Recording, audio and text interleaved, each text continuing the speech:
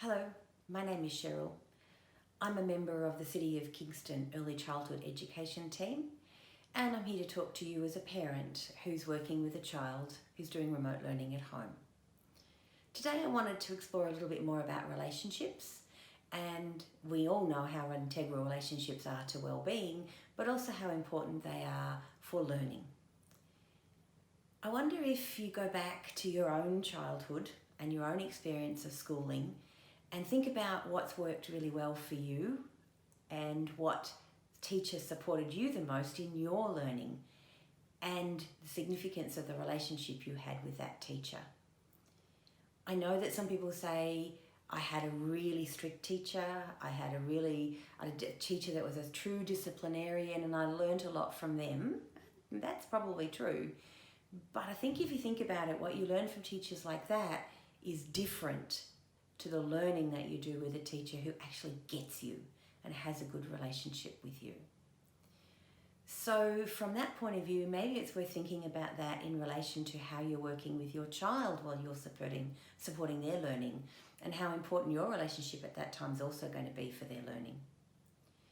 I wanted to also remind you that we're all living in these strange, unusual and changing times, which probably means we're all managing things in a different way because we're starting off at least a couple of steps above what usually is our calm and contained way of managing and feelings.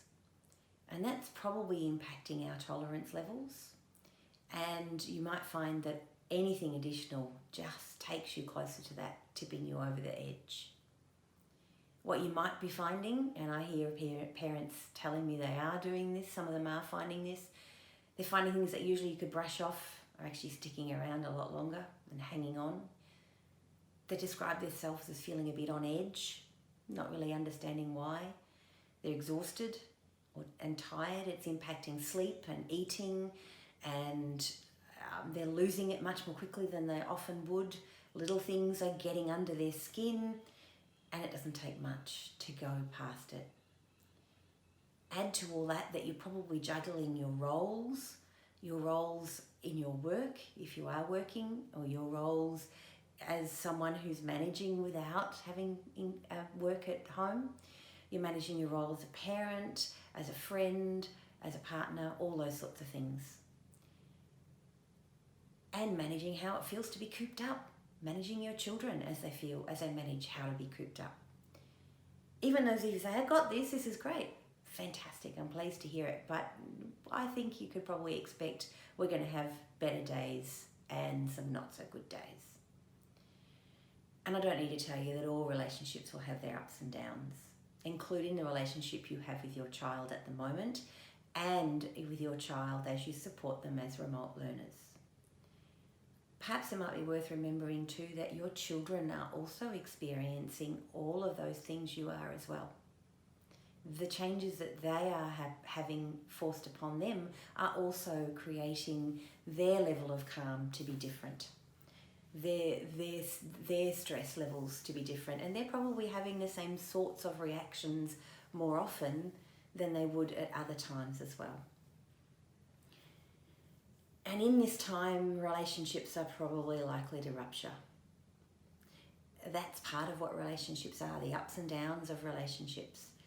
And when that does happen with your child, maybe it'll be worth thinking about how actually you're the adult in this relationship. You're the one that might need to role model how to repair relationships and certainly take the lead on repairing that relationship.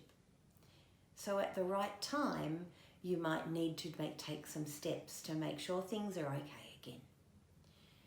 And if part of that repair of a relationship means that you're actually sending out an apology, then please remember to forgive yourself as well, because you're human, and you're human living in a really challenging time. One of the things that might be helpful to think about is how to resolve these sorts of things.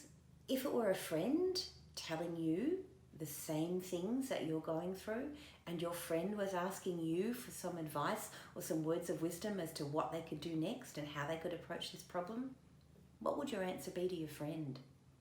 maybe you could take that on board for yourself and know what your next best steps would be. Don't forget to have fun. Don't forget to enjoy as much as possible this extra time you have with your children, even though I know at times that will also be challenging to do.